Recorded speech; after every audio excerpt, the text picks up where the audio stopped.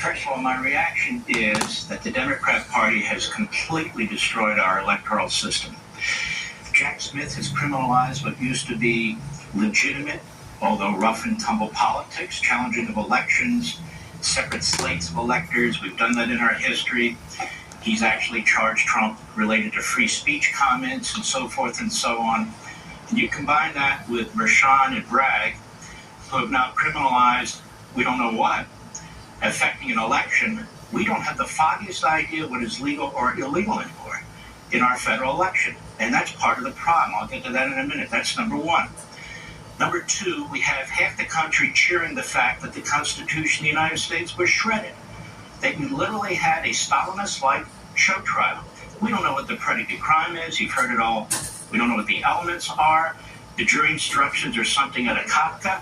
And Joe Biden is perfectly happy with it. We have an autocratic Democrat Party that will do anything to win. Change the election laws, tax Supreme Court justices, the border's wide open so they can win more congressional seats under the census count. The Democrat Party embraces the river to the sea crowd, the anti-Semites, just the way they embraced the racists in the 1950s and 60s. The Democrat Party is destroying this country. That's number one, as a citizen. Number two, I don't mean to upset anybody, but there are lawyers who do different kinds of things, who have different kinds of experiences. I've spent 40 years litigating against these people. I spent 40 years litigating against the federal government and state governments. As president of Landmark Legal Foundation, and now its chairman, we've taken up cases we said we could never win. The whole issue of school choice is now an option because Landmark Legal Foundation spent 20 years litigating this in the state of Wisconsin in the U.S. Supreme Court. We were told we couldn't win. We won. Bill Clinton was held in contempt because we filed something called a letter of judicial notice, which nobody really does, with Judge Susan Wright in the late 1990s to inform her that she should hold Bill Clinton in contempt. She waited until after the impeachment, and that letter was the basis of most of her ruling. I cannot tell you how many times I have been told by lawyers and others, you're not going to win, you're not going to win. The job of a lawyer advocate is to try and find a serious, substantive, even if it's rarely used, avenue to represent your client. You've been told over and over, we've heard over and over again, from people of different experiences than I do, and know the New York appellate system. What have they said? They basically said justice denied is okay. We'll get it eventually. The whole purpose of this case was to affect the election. And so when you say we'll have a reversal, but it's going to take time, it'll be after the election, then the evil actions that were done, the unconstitutional actions that were done, all the hand-wringing that's been done by lawyers and others for the past 6 weeks will be rewarded. When you say that Mershon doesn't care about the appeal because he got what he wanted to get, what's your response? Oh, well, maybe 5 years from now, the American people will rise up and we'll change our legal system. We can't change our legal system. It's not subject to vote. It's not subject to popular sovereignty. That's the whole point. Judges at the federal level are appointed for life. These Democrat judges in these Democrat areas, they don't give a damn what I say or anybody on Fox says. They have a constituency. Mershon's constituency is the same as Alvin Bragg's. So the question is this. Do we allow this to go by without trying to bring the matter to the steps of the Supreme Court, whether the Supreme Court takes it or not? I'm not a Nostradamus. Maybe there's a 10% chance, but the country's worth it. And so when an advocate like I do, I deal in the appellate and Supreme Court realm, not at the trial court realm, although we can comment on it. How do you get this case out of the mire of New York, which takes a long time, the New York lawyers are telling us, which will be done after the election, the New York lawyers are telling us. What do? Well, we sit here and we wring our hands and whine about it. No, we don't. We try, even if we fail, to pave a way to the United States Supreme Court. Now, why is this important to the United States Supreme Court? For multiple reasons.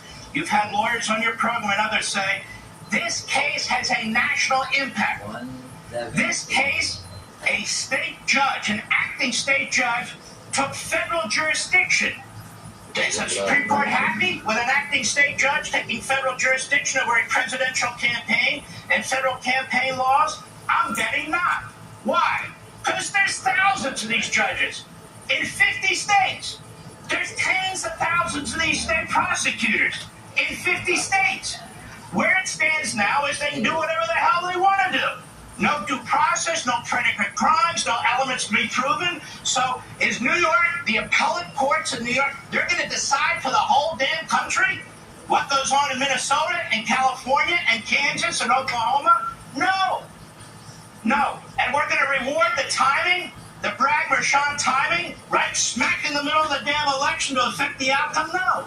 So you've got to try and come up with creative but substantive and serious legal arguments to try and find a pathway to get out of this mire, this muck, and hope that the Supreme Court will take it and do the right thing. If they don't, it's over. Now, what do? Well, we look at the last time the Supreme Court got involved in a presidential election. It's very, very rare. But they did in Bush versus Gore. Why did they do that? Because the Florida Supreme Court was out of control. The Florida Supreme Court was changing the election rules. And so the court took it up because they had a petitioner. In fact, the Bush team, they petitioned the court. Well, the court will never take it. But they did take it. And what did they do?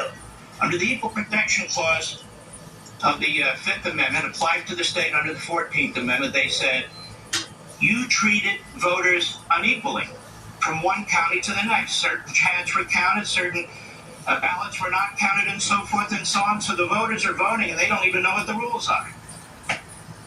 Okay, this is worse. This isn't within a state. This is affecting the whole country. We don't know what our election laws are anymore. We don't even know what election laws are used. Candidates don't know. Presidential candidates don't know. You cannot allow a single judge to determine what our federal campaign laws are, what a presidential election is going to look like, and try to influence a presidential election. One judge. You cannot have that in this country. We can't sit back and say, okay, it's going up the New York judicial process. It'll be reversed. It won't be in time. The impact is national. The impact is right now in the middle of a presidential election. Right. So Bush v. Gore seems to me to suggest that the court might be receptive to it. I don't know. And the way you get it to the court real fast, Brian, because the lawyers out there go, well, I don't know about this. Let me tell you. You bring a writ of certiorari if it's a statutory appeal to the Supreme Court.